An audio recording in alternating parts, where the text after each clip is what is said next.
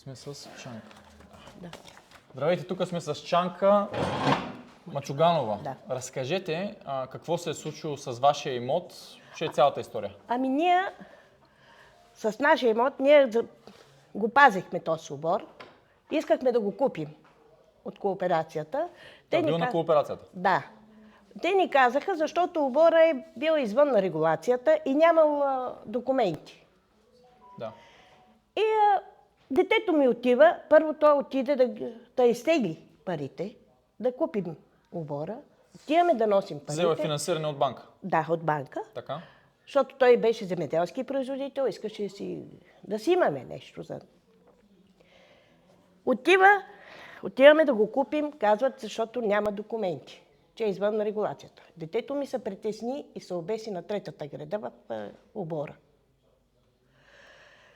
След един прекрасен момент документите се явяват, че уж имал вече документи. Така. И Илия го купува. Излиза, че Илия става собственик, така Да, ли? да. Така. Какво следва след това? И отива, Това се случва 23-та година? да, 2023. отива и разбива катинара и ни изкарва оборудването, което е нашето. Влиза в имота. Да, влиза в имота, изкарва ни там материалите, които сме си ги вземани, циглите, капаци, всичко, което ние сме си го направили. Оборудвали сте го вие, да. да. Така. И тухлите гът на стената, взема тухлите, си направи доварите. Разпарчетосал е целият имот. Да. Сега останало само с стените.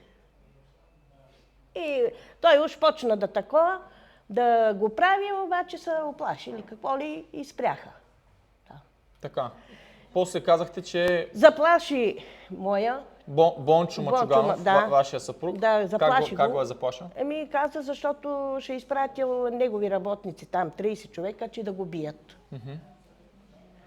Защо, нали, му казва там, защото той му вика да си ни върне оборудването. Той каза, много не ми се обясня и каза, ще ви изпратя 30 работника, че да те прибият от бой.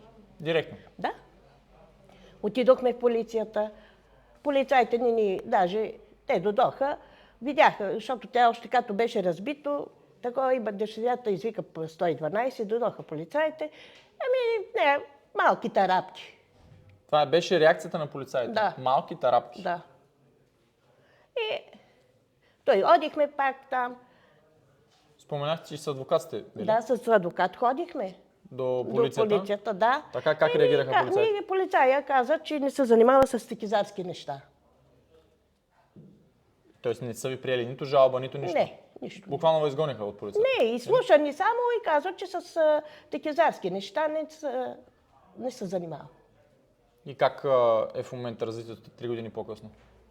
Какво се случва с имота, с вас? Ние ходим насам-натам, обаче нищо не можем да направим. Те реално са ви изгонили от имота, така? Да. Илия какво прави с имота в момента? Той сега в момента е в застой. Буреняса. Да, нищо не прави. Тоест, той го е взел от вас, Да. казахте със съдействието на кмета е станало това, така ли? Ами- Как става така, че изведнъж се превръща в Чуваме, него? че с Краси кмета, па и Краси и сина му постоянно там ги виждат. Тоест, Че не обикаля. кмета Джонев с сина му С сина си. Адриан Джонев, Не, Виктор. Софийския, който в София живее. Не, тук. Не Андриан, къде беше? Виктор. Да, с Виктор. Да, Двамата ходят. са ходили на този обект. Ходят, да. Обикалят. Да наблюдават какво се Да. случва, да. Но казвате, че документите от кооперацията, който бил с неизяснен статут, изведнъж се получава така, че Илия става. А Илия ли е собственика или има поставено лице? Казват, че е на Красимир Джонев. Поставено лице на Красимир Джонев държи този имот. И реално вас са ви изгонили от този Да. имот по този начин. Да. Какво е станало с заема, който е бил стигнал? Опростиха го. Опростиха заема. Банката го опрости. Да. Не, ние си внасяхме заема до едно положение, обаче като детето ми като почина и изпратих смъртния акт и те ми го опростиха. Разбрахме, да. Добре, какво друго бихте казали за ситуацията в Летница и въобще, тъй като днес цял ден идват хора тук, много от тях са наплашени, страх е да говорят за Илия и за това, което правят Красимир Джонев и хората около него. И аз чувам, защото аз съм повечето на работа, но и като се прибера и вече чувам какво правил, какво те са си така. Но общото усещане в Летница какво е?